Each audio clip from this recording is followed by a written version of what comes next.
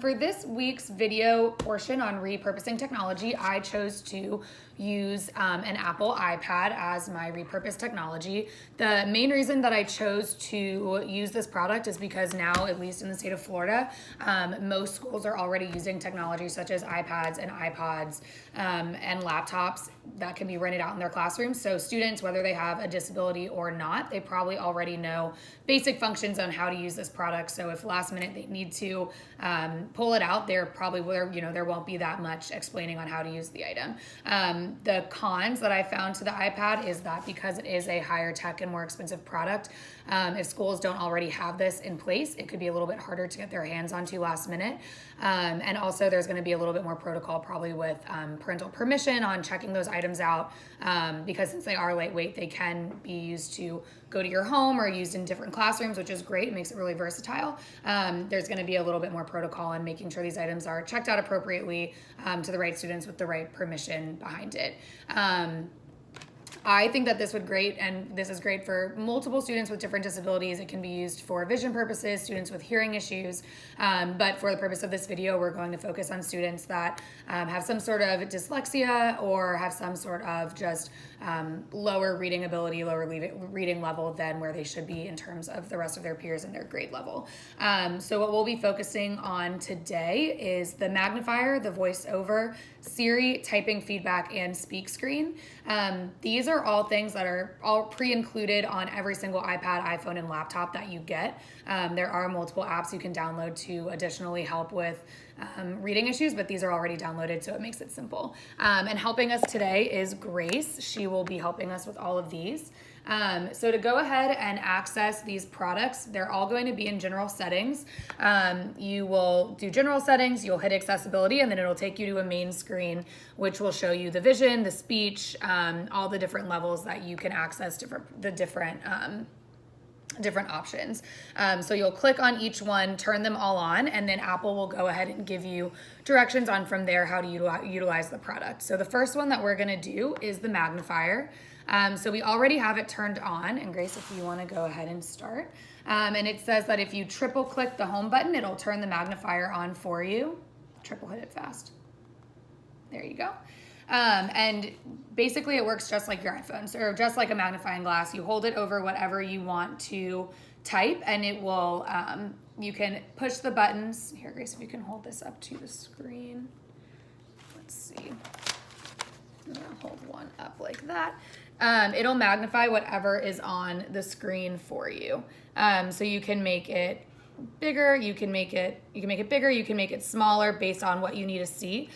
This will just help students be able to, kind of focus just on that one word that's giving them trouble or that one sentence instead of looking at mass text all at one time.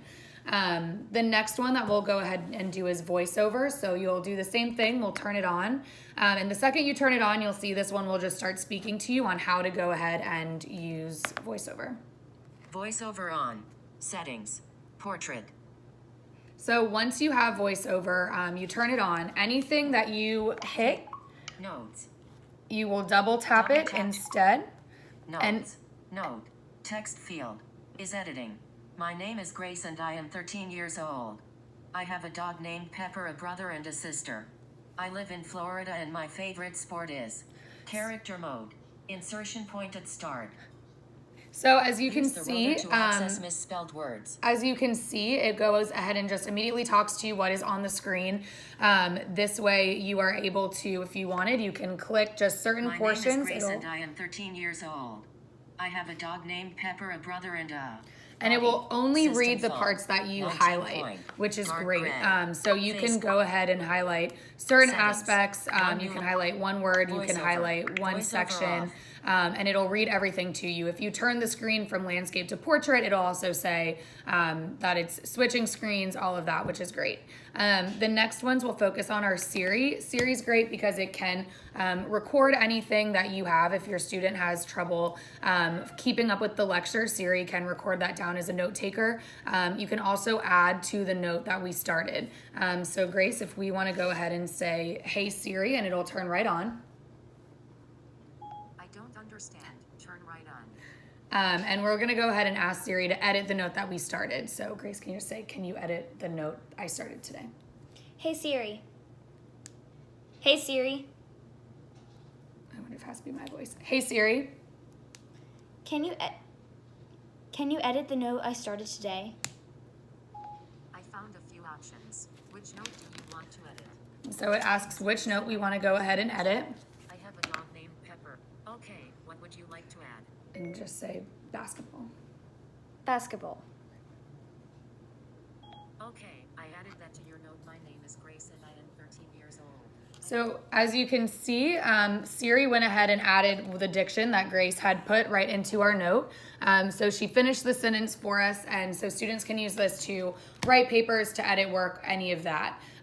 The last two options go hand in hand, and it's the speak screen and typing feedback. So once you turn speak screen on, you're going to go ahead and if you want to take 2 fingers, Grace, and swipe downwards.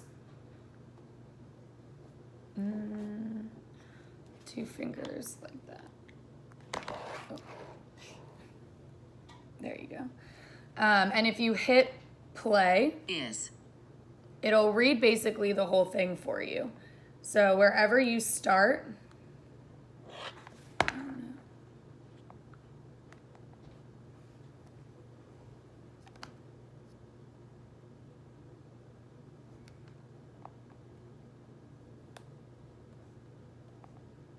My name is Grace and I am 13 years old.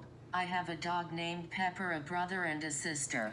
I live in Florida. And what you can do on here, which is great, is you can pause, you can fast forward, you can make Siri talk faster, talk slower, and you can select certain portions. So this is great for people to read different sections of their books. They can go back and read through different options on text, on math problems, anything that they maybe are having trouble reading, they can have it spoken right to them.